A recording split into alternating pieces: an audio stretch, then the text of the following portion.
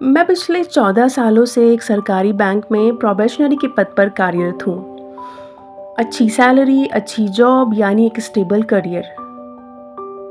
चूँकि मुझे शुरू से ही अकाउंट्स में इंटरेस्ट था, इसीलिए मैंने सरकारी बैंक की तैयारी करने का फैसला किया।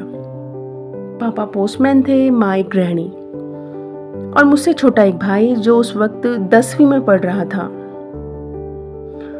पापा के पास एक साइकिल थी जिस पर बैठकर वो मीलों का सफर तय करके घर घर जाकर चिट्ठियां बांटते थे। कई बार मुझे उनका इस तरह मीलों तक साइकिल चलाना बहुत बुरा लगता था, पर वो हमेशा एक ही बात कहते थे, अच्छे से पढ़ो और जिंदगी में कुछ बन जाओ। बस मेरे लिए इतना ही काफी है। वैसे एक पिता यही तो चाहता है कि उसकी औलाद उससे ज्यादा सफल हो, खूब पैसे कमाए, नाम कमाए, जिंदगी में आगे बढ़े। इसीलिए उनके इन शब्दों को जैसे मैंने अपने दिमाग में छाप लिया था। पापा बहुत ही शांत स्वभाव के व्यक्ति थे। हर परिस्थिति से निपटने का तरीका उन्हें आता था और सच बताऊं तो मैंने कभी भी उन्हें परिस्थितियों से भागते हुए नहीं देखा और ना ही कभी उन्हें हार मानते हुए देखा। शायद ये पापा होते ही ऐसे हैं। पर एक दिन न जाने क्यों वो जिंदगी से ही हार गए। पापा हार्ट अटैक के चलते हमें छोड़कर अचानक से चले गए। उनका इस तरह हमें छोड़कर चले जाना बहुत ही दुख भरा था। पापा की डेथ के बाद मैं पूरी तरह टूट गया था और घर की सारी जिम्मेदारी मुझ पर आ गई थी। घर भी संभालना था और खुद को भी। इसीलिए दिन में नौकरी करता और रात को अपनी तैयारी। मैं बहुत बार फेल हुआ, कई बार इंटरव्यू में रह गया और कई बार तो पापा का जाने का ख्याल ही मुझे तोड़ देता था। पर वही ख्याल मुझे कहीं ना कहीं आगे बढ़ने की हिम्मत भी देता था। और माँ, वो तो शुरू से ही मेरी ताकत थी।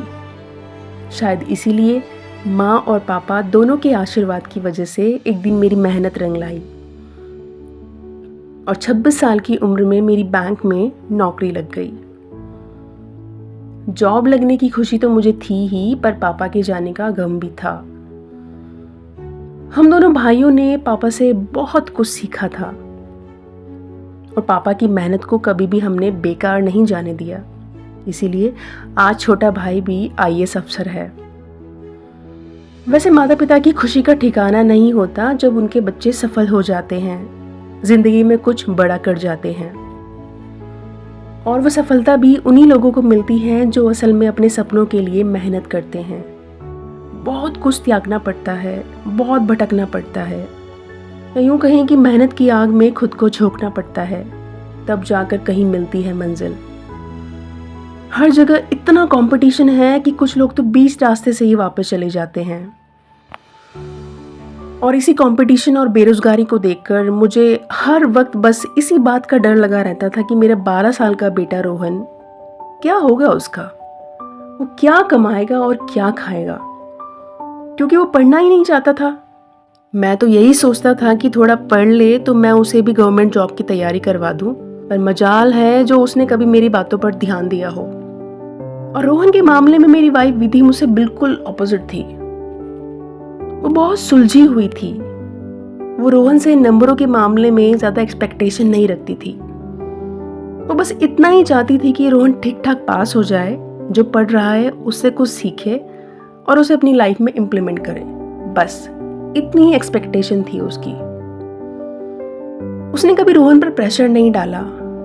जैसी कल थी वैसी आज भी है।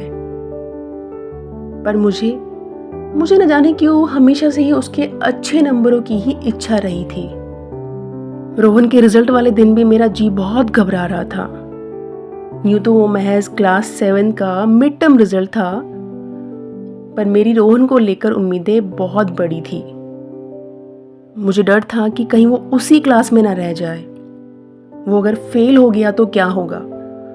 उसके नंबर कम आए तो मैं क्या मुंह दिखाऊंगा अपने दोस्तों को? उस दिन ऐसे तमाम सवाल मुझे परेशान करने लगे। मुझे परेशान देखकर विधि बोली, किस लिए इतने परेशान हो रहे हो? मैंने कहा, कुछ नहीं, बस रोहन के रिजल्ट को लेकर थोड़ा डर लग रहा है। पिछली बार भी इसके नंबर बहुत कम आए थे और इस बार पता नहीं क्या होगा। मेरी बात सुनकर विधि हमारी 2.5 साल की बेटी निकिता को गोद में उठाकर बोली, आप ज़्यादा टेंशन मत लो, रिजल्ट ही तो है, कोई यूपीएससी का पेपर थोड़ी, जो होगा देखा जाएगा।